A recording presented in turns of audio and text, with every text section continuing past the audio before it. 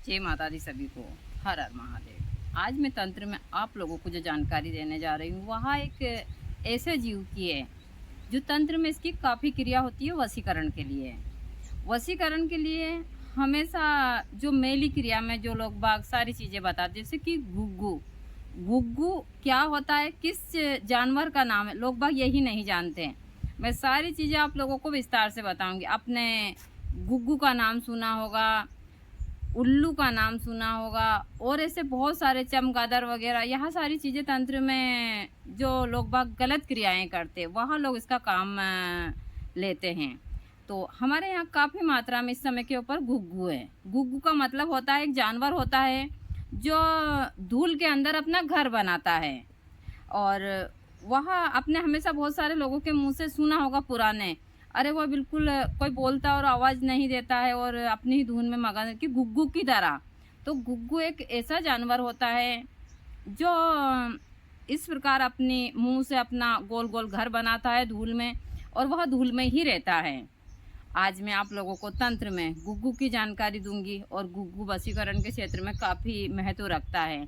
जिस व्यक्ति को यदि रवि पुष्प या गुरु पुष्प नक्षत्र या ग्रहण काल में मंत्र सहित अभिमंत्रित कर कर उस गुग्गू को खिलाया दिया जाए तो वह जिंदगी भर इंसान का गुलाम। और उसमें एक क्रिया भी होती है, बड़ी भयानक क्रिया है वह, कि उसको खिलाने के बाद में सच में इंसान एक गुग्गू की तरह हो जाता है। चाहे उसको आप ऊपर आप कितना भी जुल्म करो, कुछ भी करो, वह आवाज़ भी नहीं देता। यह चीज़ें मैंने बहुत अच्छे से देखी है। देखिए, मैं तंत्र के क्षेत्र में हूँ और हर प्रकार की चीज़ें आप लोगों को देती हूँ। तो शायद उसके अंदर कुछ ऐसा केमिकल वगैरह होगा उस जानवर के अंदर कि उसको खिलाने से इंसान की इस प्रकार की हालत हो जाती है।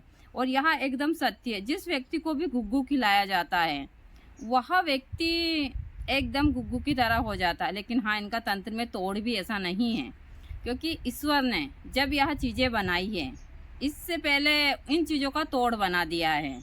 और गलत करने वाले लोग जो होते हैं इन चीज़ों का इस्तेमाल करते हैं।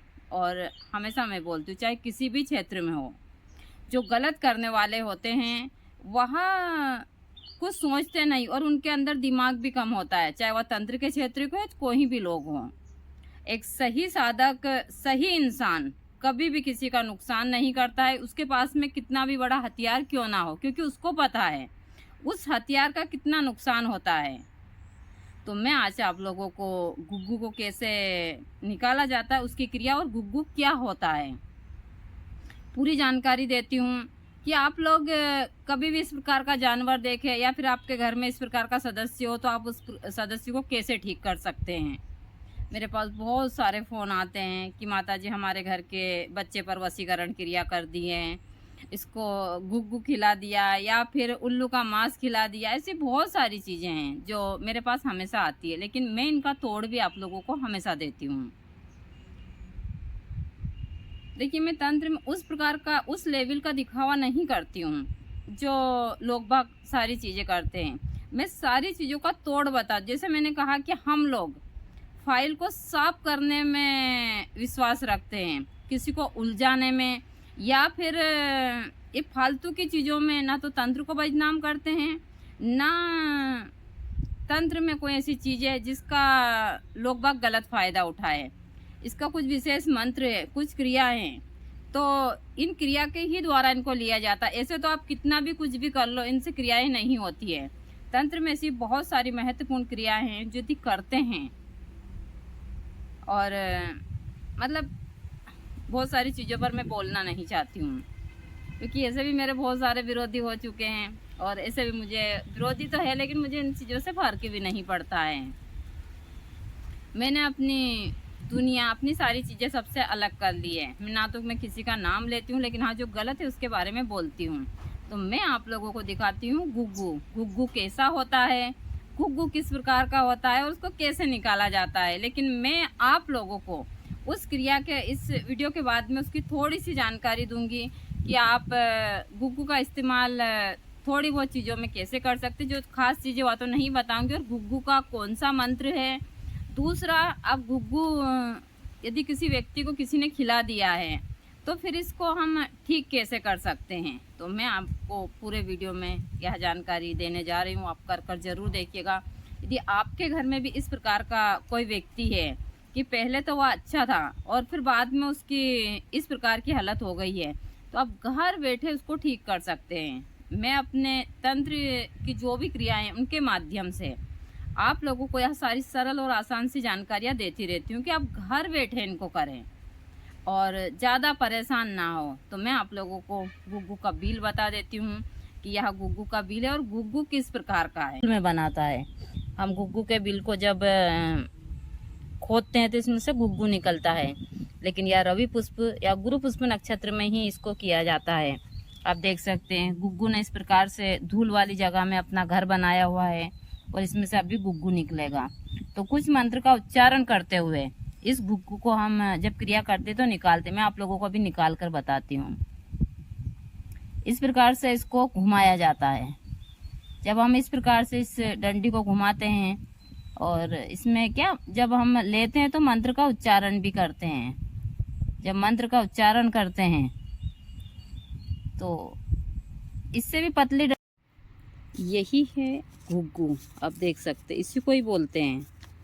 आप लोग बहुत सारी चीज़ों में कंफ्यूज हुए होंगे। इसको बोलते हैं गुग्गू। और गुग्गू वशीकरण क्रिया में काफ़ी महत्व रखता है। यह एक ऐसा जीव है जो धूल में अंदर अपना घर बनाता है और यह चींटियाँ वगैरह खाता है। तो देख सकते हैं आप लोग, यह गुग्गू है जो जीवित है। वापस मैं इसको धूल में छोड़ दूंगी ताकि अपना घर वापस बना ले। सिर्फ आप लोगों को मैंने दिखाने के लिए यह चीज़ें बता रही हूँ। यह जिंदा गुग्गू है जो मैंने अभी धूल से निकाला है। तो यह बहुत ही छोटा है।